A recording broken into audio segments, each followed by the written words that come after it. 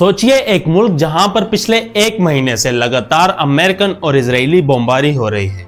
Radar systems तबाह हो चुके हैं। ऊपर से देखा जाए तो लगता है कि सब कुछ खत्म हो गया है, लेकिन फिर भी मिसाइल्स रुक नहीं रहे। हर दिन हर रात दुनिया भर के रिसर्चर्स हैरान हैं।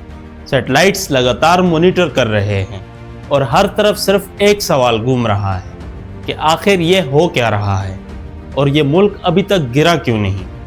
इसका जवाब छुपा है ईरान के अंडरग्राउंड मिसाइल सिटीज में, एक ऐसी सीक्रेट दुनिया जो जमीन के तकरीबन 500 मीटर नीचे बनी हुई है, जहां आज भी मिसाइल्स लॉन्च के लिए रेडी हैं, जहां रेलवे ट्रैक्स, कमांड सेंटर्स और पूरा एक ऑपरेशनल सिस्टम मौजूद है, बिल्कुल एक शहर की तरह।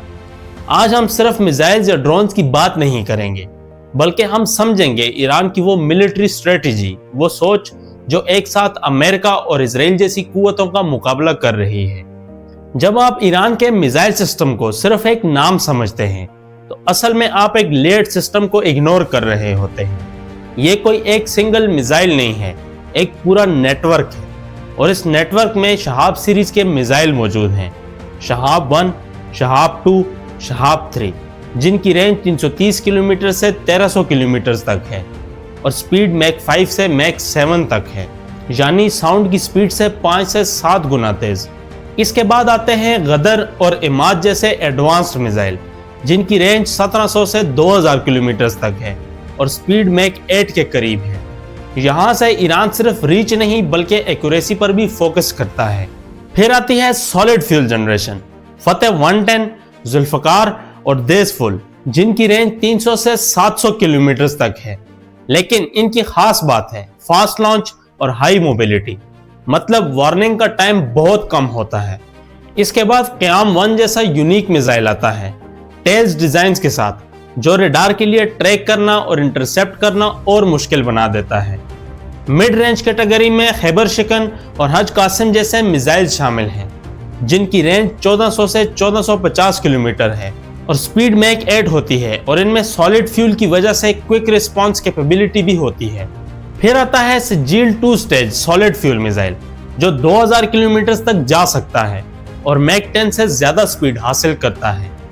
और लेटेस्ट डेवलपमेंट्स में खुरमशार 4 जैसा मिसाइल भी मौजूद है, जो मल्टी वॉरहेड कैपेबिलिटी के साथ एक ही वक्त में मल्टीपल टारगेट्स हिट कर सकता है। इसको क्लस्टर मिसाइल भी कहते हैं। सिंपल टर्म्स में इसको इस तरह से कह सकते हैं कि एक मिसाइल से मल्टीपल वॉरहेड निकलकर अलग अलग टारगेट्स को हिट करते हैं।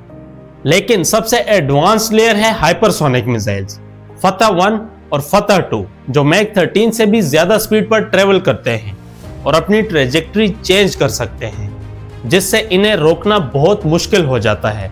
यही है वो नेटवर्क जहां हर मिसाइल का एक रोल है और मिलकर ये एक सिस्टम बनाते हैं, जो सिर्फ अटैक नहीं बल्कि सर्वाइवल और डेटरेंस दोनों को इंश्योर करता है। और यहीं पर आती है दूसरी साइड, डिफेंस सिस्टम। अक्सर लोग समझते हैं कि आयरन डोम इन सब मिसाइल्स को रोक सकता है, लेकिन रियलिटी थोड़ी डिफरेंट है।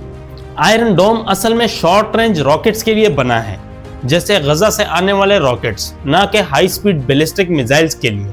ईरान के बैलिस्टिक मिसाइल्स 80 से 150 किलोमीटर तक ऊपर जाते हैं और मैक 5 से मैक 15 की स्पीड पर ट्रेवल करते हैं, जबकि आयरन डोम की कैपेबिलिटी इस लेवल की नहीं है। आयरन डोम सिर्फ 10 किलोमीटर तक हिट कर सकता है और स्पीड मैक 2.2 होती है, इसलिए कंपैरिजन ही नहीं बनता। इसी वजह से इजराइल ने लेयर्ड डिफेंस सिस्टम बनाया है, जो कि मैं ऑलरेडी लास्ट वीडियो में डिस्कस कर चुका हूँ। अगर आपने वो वीडियो नहीं देखी तो वो भी देख लें, क्योंकि आपको अटैक के साथ साथ डिफेंस का आइडिया भी होगा और आपके लिए कंपैरिजन करना आसान होगा। लेकिन एक और इम्पॉर्टेंट बात, हर मिसाइल ईरान से सीधा इजराइल तक हिट नहीं कर सकता, डिस्टेंस ज़्यादा है और हर स्ट्राइक डायरेक्ट लॉन्च नहीं होती। ईरान अक्सर प्रॉक्सी नेटवर्क यूज़ करता है, जहां नियर बाय रीजन से रॉकेट्स और मिसाइल्स लॉन्च किए जाते हैं और यहाँ पर आयरन डोम इफेक्टिव हो जाता है। तो सिंपल सी बात यह है कि यह सिर्फ मिसाइल्स की कहानी नहीं है, ये ऑफेंस वर्सेस डिफेंस का एक पूरा सिस्टम है, जहां एक तरफ लेयर्ड अटैक है तो दूसरी तरफ लेयर्ड डिफेंस।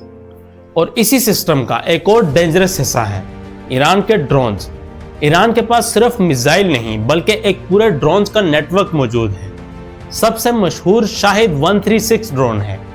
ये एक वन वे ड्रोन होता है जो सीधा टारगेट पर जाकर ब्लास्ट करता है।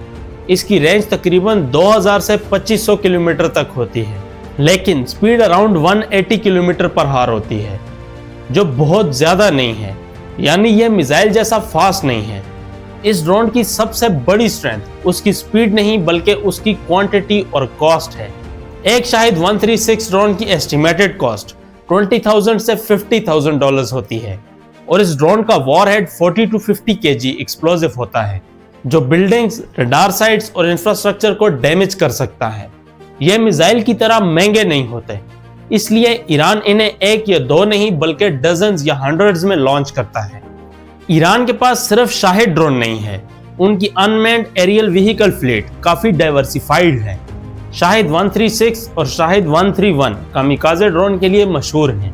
इसके अलावा उनके पास मुहाजिर सीरीज, अबाबील, करार, फोत्रोस, शाहिद सीरीज और कमान यूएवीज भी हैं जो रिकनेसेंस, सर्विलियंस और कॉम्बैट रोल्स के लिए यूज होते हैं। ये ड्रोन्स लो कॉस्ट और मास अटैक के लिए आइडियल हैं और यही वजह है कि आज के मॉडर्न वॉरफेयर में मिसाइल्स डैमेज करते हैं, लेकिन ड्रोन सिस्टम को ओवरवेल्म कर देते हैं। यानी जो सिस्टम आपने ऊपर देखा, मिसाइल्स प्लस ड्रोन्स, ये मिलकर एक ऐसा नेटवर्क बनाते हैं जिसे रोकना एक सिस्टम के बस की बात नहीं है। अगर आपको वीडियो इन्फॉर्मेटिव लगी तो इसे लाइक कर दें, चैनल को सब्सक्राइब करना ना भूलें। मिलते हैं नेक्स्ट वीडियो में।